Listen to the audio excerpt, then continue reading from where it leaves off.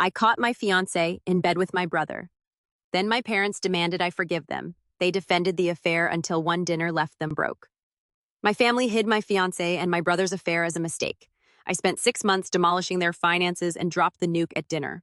A large commercial engineering and construction firm hired me as a senior project manager. Denver's massive structural upgrade was supposed to take 3 challenging weeks. It ended 2.5. Foundation inspections were perfect. City permits were approved early and the site was sealed off by Thursday afternoon instead of Sunday. My regional director virtually pushed me out the door requesting extra days to return to Chicago. Thought about staying in Denver. Denver. Brewery visits, Rockies games, and late nights without a 4:30 a.m. alarm. Maya was last seen 3 weeks ago. We spent one of our 4 years engaged. I missed her. My chest hurt from missing her. I packed, drove to Denver International, caught the last flight, and arrived after 10:00 p.m. No text to her. I awaited surprise. I stopped at a 24-hour food store on my way home from O'Hare. Buy cheap, crinkly, plastic-sleeved flowers.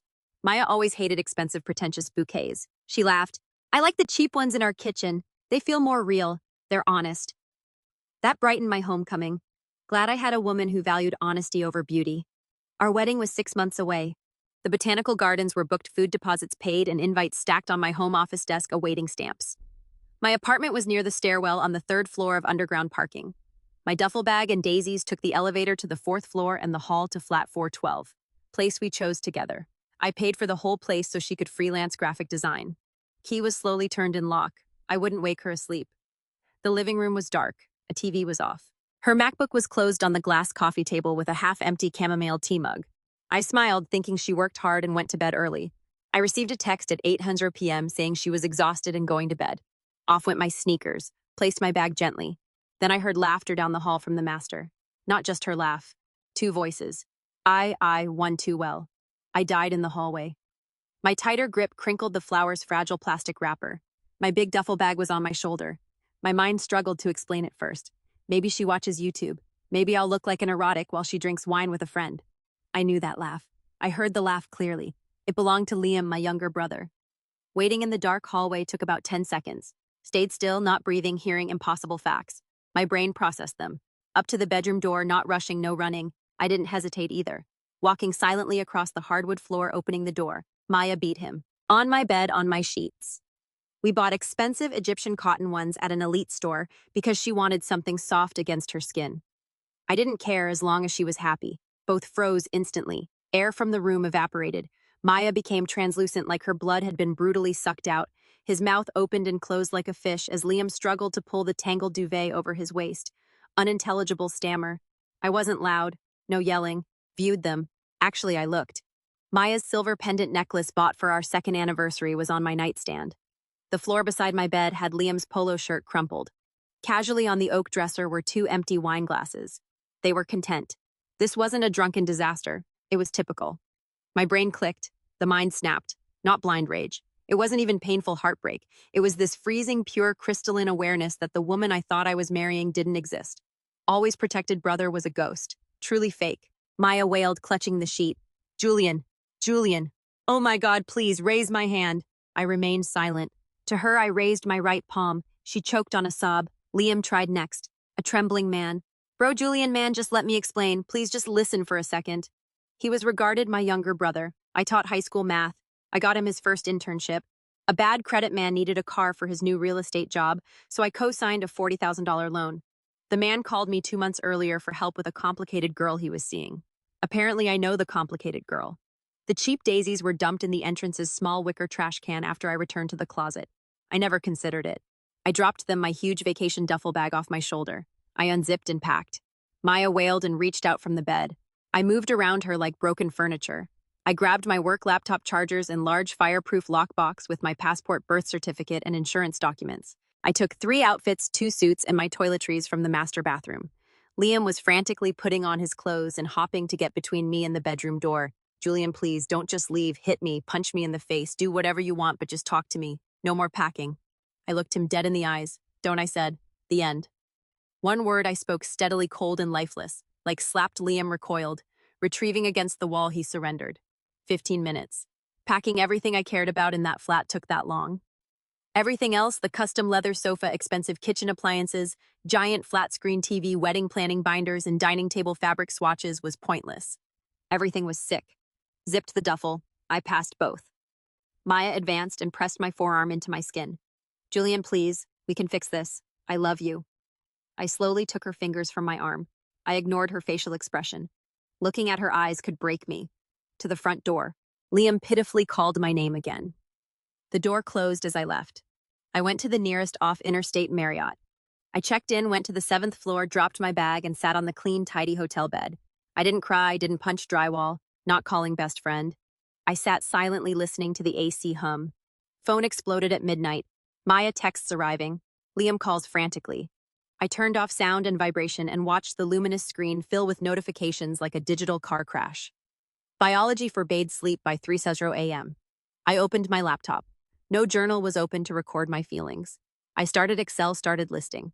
Not an emotional or forgiveness pros and cons list. Listed connections. I told Liam all my business contacts.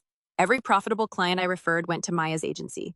Every loan guarantee and financial relationship I gave my parents. Every aspect of my life helped them. I pondered rows and columns. Last cell cursor flickered regularly. Saved the file. It was Project Demolition. I hit the hotel gym at 6:00 a.m. the next day.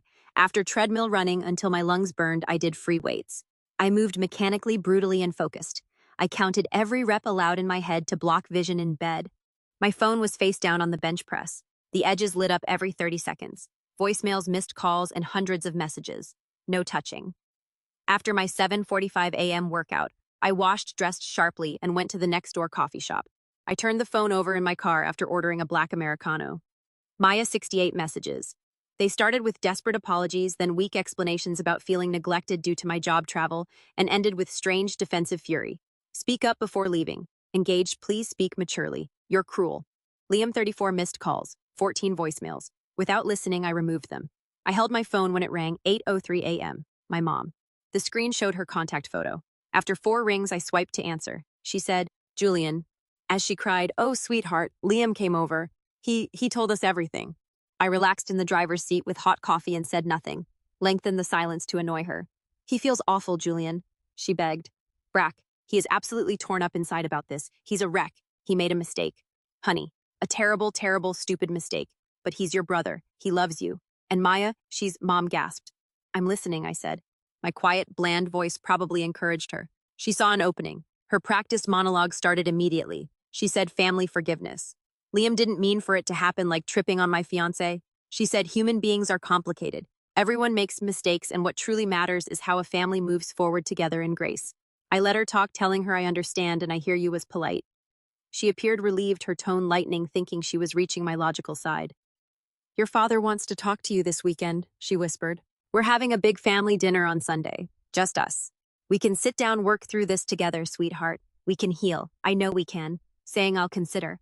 Oh, she was surprised and hopeful. Oh, Julian, that's wonderful. That's really good, honey. I'm so glad you're being reasonable about this. You've always been the mature one. Reasonable. I have to go, Mom. I have work meetings, I say. Of course. But you'll think about Sunday? Yeah, I'll think about it. I hung up. Her dinner never crossed my mind. At 10:00 a.m., my older sister Chloe texted me. Just heard from Mom. I'm sorry, Julian. Uneasy. Are you okay studying the message? Chloe was special. She cared for me and showed empathy. I understood her domestic role. Chloe was the ultimate peacekeeper. Despite Liam's actions, she brought him potatoes to Sunday dinner because someone has to keep everyone together. She meant well. In this case, good is softer treachery. I texted, I'm fine. I need space. Please update me on home life. I'd rather not argue. Yes, Chloe replied immediately. Whatever you need, Julian. I got you. Seattle became my home 2 weeks later. Corporate change was terrifyingly fast. I requested a change in my regional director's office after closing the door. I didn't explain. It wasn't needed. Over a year, I considered Seattle as a career move as their best project manager. He made some calls and pulled some big strings to approve the transfer in 72 hours. My new downtown Seattle apartment is 15th floor windows overlooking Puget Sound, better than the Chicago original. Since I wasn't paying for Maya's lifestyle, dividing rent, or saving for a wedding, I could afford it. Got new furniture, dark, sleek, minimal. Nothing smelled, felt, or looked like my old life. The gym coffee roaster and waterfront running path were new to me. Totally cleaned my social media, no major updates. I wasn't alone, suddenly vanished. Only Chloe knew I was in Seattle. I was building something terrible in my luxurious apartment. Project demolition began. I found all my 6-year engineering and development projects. I verified every vendor executive in contact. I built the spreadsheet with the same ruthlessness as skyscraper load-bearing foundations. Initial goal, Liam's career. Commercial real estate broker Liam. His entire operation was based on deception and my reputation. Developers I recommended gave him his 3 biggest, most lucrative deals. His Horizon Tower project, breakthrough my firm's project. When Liam had no business experience, I recommended him to the lead developer PR. As proof of his networking genius ability to connect construction projects with top engineering firms, he used my contacts. Target 2, Maya Biz, freelance corporate branding graphic designer Maya. I brought in her top 3 highest paying clients to pay her rent and fund her luxury tastes. My college roommates, colleagues, and executives hired her because of my recommendation. Goal 3, parenting. My parents overspent. My dad was a consultant, a fancy term for unemployed with occasional freelancing. For 4 years, I secretly funded their existence to look good. Elite country club membership, $12, $500 a year. Corporately, I claimed client entertainment venue access. Their Lexus SUVs and luxury cars, I co-signed both leases because my dad's investment failure ruined their credit. Home equity loan, the entire $120,000 limit, was based on my high income and perfect credit as a guarantor. Recorded every threat. I charted their lives. I was more than their foundation. I was their main ally. I was about to explode. Chloe emailed me a photo 3 months after moving to Seattle. The family table in Chicago was shown. Sitting around it, everyone laughed. Maya sat beside Liam. My parents smiled from the table's head. Mark and Chloe sat across. They said tonight they're taking things seriously. Mom and Dad are supportive. People say love finds a way. Julian, I'm unsure how to feel. Though it makes me sick, Mom urged me not to cause a scene. I zoomed in on my phone photo and saw an arm around Maya's shoulders. They looked comfortable, like they'd been together for years. I looked down at her chest. I bought her the same silver pendant for our anniversary, and she wore it. I ignored Chloe and called Marcus Vance, the Horizon Tower project's lead development consultant, from my laptop's contacts. Mark and I are close. He recently said Liam was pitching him a massive multi-million-dollar commercial partnership. Phoned him. Marcus yelled, "Julian, man, how's the Pacific Northwest treating you?" Marcus, "It's amazing, raining but amazing. Do you have time? I wanted to discuss future projects." Always time for you. Your thoughts. Some things. First, do you still negotiate the commercial partnership with my brother Liam? Yes, we've talked. Still nothing is inked. You have insider knowledge. Well, I said professionally, I've been forming new partnerships with Denver Sterling Group. They have more money, a stronger portfolio, and less risk. Marcus, I'm stopping my professional endorsement of Liam's firm. I think Sterling is safer and more profitable for your timeline. Marcus was smart and understood the subtext. Say less. My team will pivot and contact Sterling tomorrow. Can you fly down for a lunch meeting next week to discuss the details? Absolutely. After hanging up, I opened Project Demolition spreadsheet and highlighted Horizon Tower Partnership in red. The withdrawal began. I was surprised how quickly 6 months passed. Seattle became my home practically. I knew which independent coffee shop opened first, which back roads avoided I-5 traffic, and which rooftop bars were best. Good work. I became the firm's youngest regional director in April, after leaving a toxic relationship and a needy family. I resumed dating. Elena, a high-powered corporate attorney, was smart and independent. We had drinks, saw art, and kept things casual yet exclusive. She didn't probe my background, and I didn't disclose my trauma. A fresh start was appealing. I meticulously turned backdrop screws. Every 2 weeks, Chloe reported peacekeeper updates. Liam proposed to Maya, and their mother is throwing a big engagement party at the country club. The family is supporting them and calls them brave and strong for overcoming the judgment. Julian. I know this is upsetting. I always text, "Thanks for keeping me updated, Chloe. I hope Mark and you are well." Chloe didn't realize that every message she sent confirmed my timeline. Progress reports. Absolute proof that they had fully, unapologetically committed to the diluted storyline where I was the bitter villain who abandoned them and they were the tragic victims who found real love in the calm. Perfect. Approaching Maya Target 2, my most lucrative client, Meridian Creative, an advertising agency, paid her a huge monthly fee for almost 2 years. When Troy and I were in master's school, I introduced Maya to Meridian CEO, Troy Hutchkins. Troy stood firm. Late May, I called. "Troy, how's Meridian's rebranding going strong, man? Maya produces quality work. Well, what's up?" "Checking my network. Have you met Sarah Jenkins? An elite senior designer from Austin moved to your area. Her portfolio is insane. The tech branding Meridian is shifting toward is her specialty. She is much superior to Maya. Really send me her contact info. My goal is to improve our visual team. I introduced them via email the next morning and let Sarah's much greater talent take over. 2 weeks later, Chloe wrote, Maya has been crying all week. She suddenly lost her biggest corporate client. She's terribly anxious about money. I remained silent. Return to target one, Liam.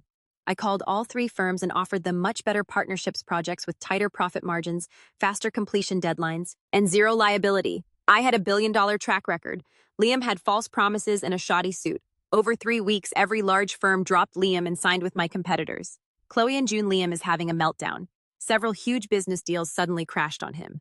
He's spending 80-hour weeks trying to salvage his pipeline, but nobody is returning his calls. He and Maya had a screaming match at Mom's place last night because she thinks he's failing as a me. That sounds stressful. Target 3, the parent's surgical precision. First, I went into my corporate expense system and removed the $1,000 monthly payment for the country club membership. Let the club handle the collections. In August, the premium car leases were up for renewal. I called the Lexus dealership's finance department, wrote a formal notarized letter, and had my name permanently removed as a co-signer. It was legal and clean. My parents would now have to qualify for the high lease payments based on their devastated credit scores. The grand finale, the $120,000 home equity line of credit. Elena, my attorney girlfriend, who happily did it as a favor without asking too many questions, created the legal withdrawal paperwork and served the bank with a 90-day notice of guarantor removal. Everything was done correctly. Financial adjustments take a billing cycle or 2 to take effect, so nobody noticed. Chloe in August. Mom is freaking out. She got a humiliating notification from the country club management in front of her friends about 4 months of significantly overdue fees. She's confused since she believed it was on auto pay. Weird. Chloe in September. Liam lost another property deal. He looks physically unwell. He came to Sunday supper and Maya barely looked at him the whole night. They are battling frequently about money. Chloe in October. Dad's new investment startup completely imploded. He couldn't acquire bridge finance. He's enraged and pacing the house all day. Chloe investment. Chloe investment. I read every message, acknowledged it, and gave nothing away. I received my mother's call 2 weeks later. I almost left it on voicemail, but a dark urge to answer won out. Julian. She sounded exhausted and beat up this time, not crying or being motherly. What's it? I asked. Sweetheart, we must talk. Dinner is planned for the family. Our reunion, dear. Almost a year has passed. The family. Our family is incomplete without you. I waited alone. We all miss you. She sobbed. Please, Julian. We need you. The other end shuffled before Liam's voice came through. Ash. Julian sounded scratchy, like he'd been smoking a pack a day and not sleeping. I wrecked everything. You're still my brother. Please sit and talk face to face. After leaving my leather office chair, I walked to the floor-to-ceiling window to admire the Seattle skyline. They scrambled, drowning at the deep end, and realized the lifeguard had gone home. Their voices were filled with panic. I spoke after a long, agonizing moment. When Mom exhaled in relief. 2 weeks from Saturday, in the house. 6 p.m. I'll make your favorite pot roast. I'll be there, I said. Thank God. Sweetheart, thank you. Thank you. See you then. After hanging up, Chloe buzzed my phone. Did Mom call? Are you really flying back for dinner? Yeah, it's time. Time for what, Julian? I smiled coldly at my reflection in the window's dark glass. I didn't respond to her. Instead, I blocked out the weekend and booked a first-class ticket to Chicago.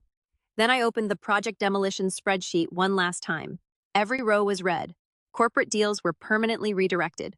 Freelance clients were poached. Financial support was fully withdrawn. They didn't realize its scope yet. And this dinner was about standing over their lives' ashes and understanding who lit the match. Not reconciliation or forgiveness. I arrived at O'Hare on Friday night, rented a black Audi SUV, and drove straight to a luxury hotel downtown without telling anyone I was there early. I didn't drive past my old apartment building or go to my old neighborhood. I ordered room service, watched a movie, and slept for 8 hours.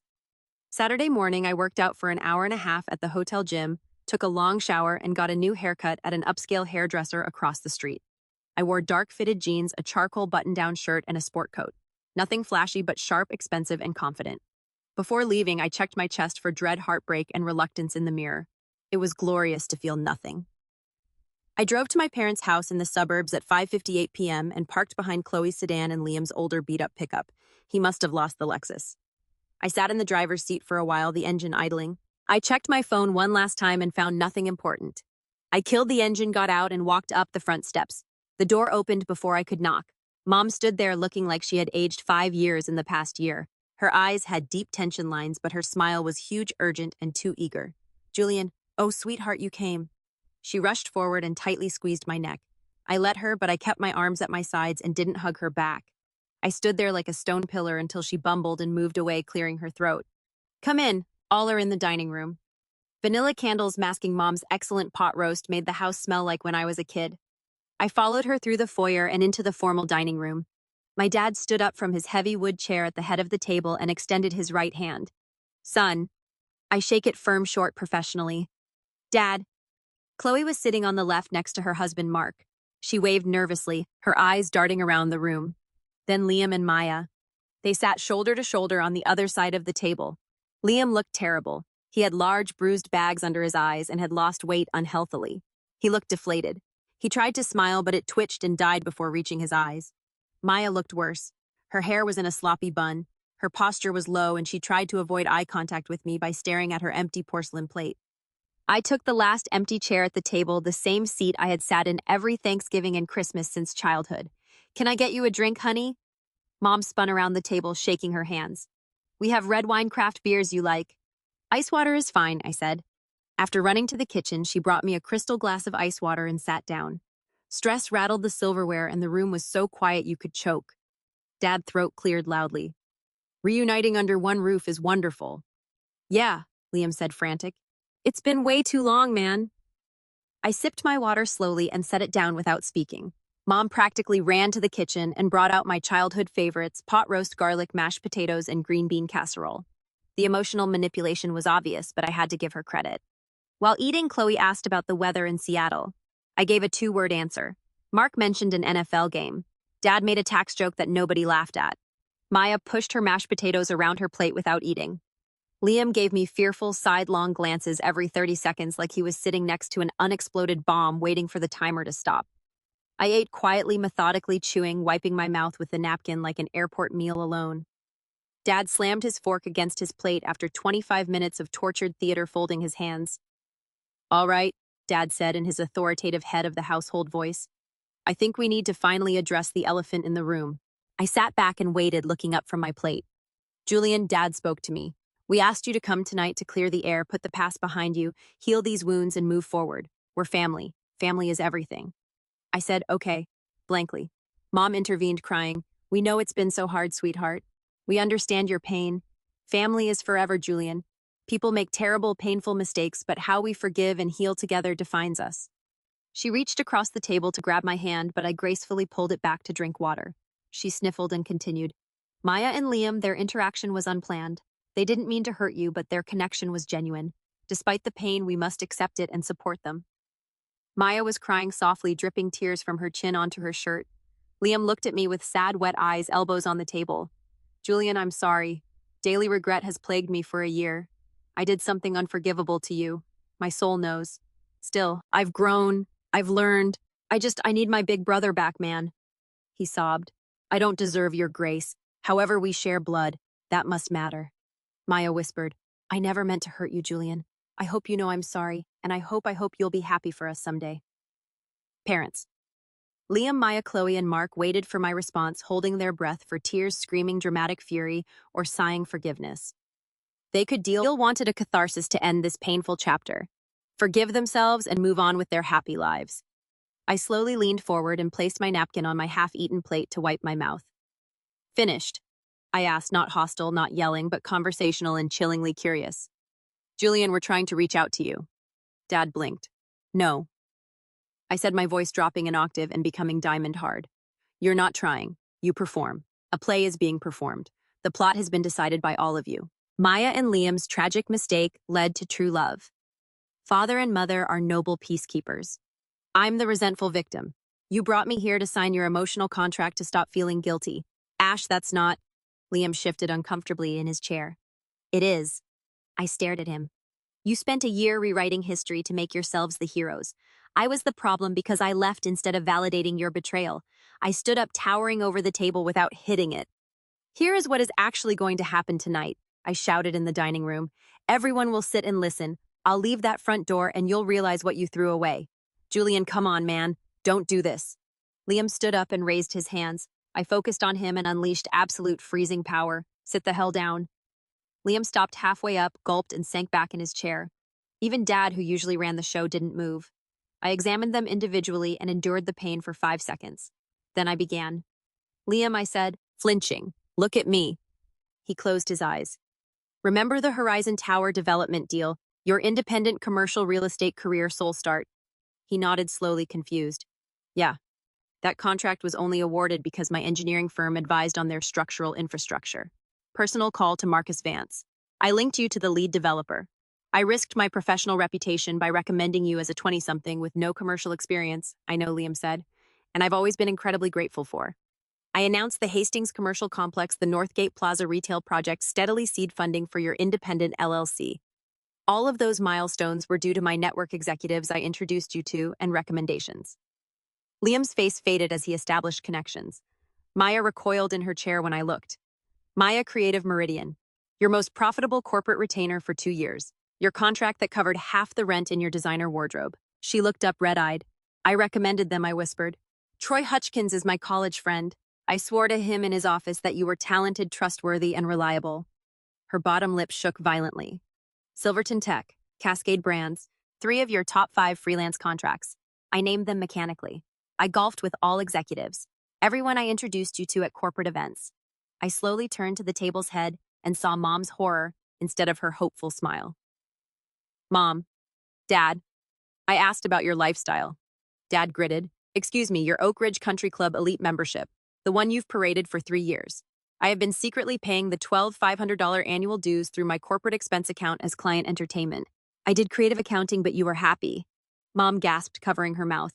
The 2 Lexus SUV leases sitting in the driveway, I said. Both of them were completely co-signed under my name and backed by my credit score because your credit was destroyed after Dad's last failed business venture. Dad said, Julian, we didn't ask you to do that. And the home equity line of credit, I shouted. The $120,000 limit you used to remodel this kitchen. The bank approved me because of my high income verification as the primary guarantor. Chloe gaped at me as Mark crawled under the table, appearing to want to die. Liam spoke despite shaking uncontrollably. Okay, so you gave us money. We appreciate that, Julian. We're always thankful. What's the connection? I'm not done, I said. Liam, shut up. I stood calm, precise, lethal. 6 months ago, when I moved to Seattle, Liam said I started systematically removing myself from every single piece of your lives. Liam's eyes widened. Meridian Creative.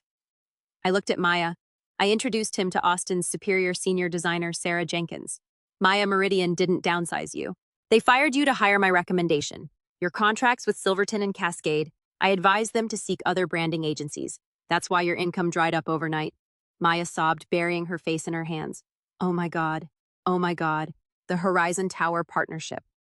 I turned to Liam, who was hyperventilating. I called Marcus Vance. I formally withdrew my professional endorsement of your firm. I explicitly redirected their development partnership to the Sterling Group out of Denver. They are your direct competitor, Hastings Commercial Northgate Plaza. I called all of them. I steered their multi-million-dollar contracts to better, more reliable brokers. Every single deal you've lost in the past 5 months was because I made a 5-minute phone call. Liam leapt from his chair, which fell to the floor. You son of a, you can't just do that. We had verbal agreements. My entire pipeline is dead. The Oak Ridge Country Club. I ignored his yelling and looked at Mom, who was crying. They publicly humiliated you about the overdue fees because I permanently canceled the corporate payments 4 months ago. The Lexus leases, I legally removed my name as the co-signer in August. When they expire next month, you will have to qualify for the renewals on your own non-existent credit. They will repossess them. Dad hit the dining table with both fists, rattling plates. This is incredibly vindictive, Julian. This is sickening. You are punishing all of us for what? Dad, I roared, breaking my calm voice and thundering through the house. For not happily stepping aside while my brother continuously screwed my fiancé in my own bed, for you and Mom choosing to maintain a fake happy family aesthetic over holding your golden boy accountable, for pretending that my loyalty, my money, and my love were just endless resources you could exploit without consequence. We gave you time, Dad yelled, turning purple. We gave you space to heal. What more do you want from us? My anger faded into that freezing, terrifying calm as I stared at him. I don't want anything from any of you. That is the entire point of this dinner. I am done. Liam paced frantically behind his chair, running his hands through his hair, panicking. Julian, those commercial projects are my entire livelihood. I have overhead. I have staff. Maya's contracts are the only thing paying our rent. We are going to be evicted. You should have thought about your overhead before you decided my fiancé was worth destroying your brother over, I mused. Liam Sam frantically grabbed my forearm. Julian, please. I am begging you. You can't do this to us. Fix it. Call Marcus back. His hand gripped my arm as I looked down. Looking up, I saw his bloodshot, terrified eyes. Let go of me. Julian, please. My whisper was deadly. Let go. Liam yanked his hand back like my skin was on fire. Stumbled backward, I adjusted my shirt cuff. I inspected the 5. I said you all made a choice loudly in the quiet room. Liam, you chose to sleep with the woman I loved. Maya, you chose to betray the man who provided everything for you. Mom. Dad, you chose to protect the cheaters and keep the peace instead of standing up for your oldest son. Julian, sweetheart, please. Mom wailed, reaching for me. I am simply respecting your choices, I added. You wanted to build a beautiful new life together. Congratulations. Go build it. You just don't get to build it on my foundation anymore. Dad. Dad trembled and said, this is insane. You have obligations to this family. You cannot just destroy us and walk away. Thanks for watching. We sure would like to comment he want. Watch me, I said. I exited the dining room with my back to them. Behind me, the room went into chaos immediately. Julian, you vindictive piece of Liam screamed hysterically. Come back here right now. This conversation is not over. Dad said hysterically, Julian, please don't leave us like this. I reached the foyer. I continued. I kept going. I didn't do this because I hate you, I shouted over my shoulder, hand on the front doorknob. I did this because you all made it abundantly clear that I was completely expendable. So now you get to find out what your lives actually look like when I'm gone. We are brothers, Liam shouted from the dining room.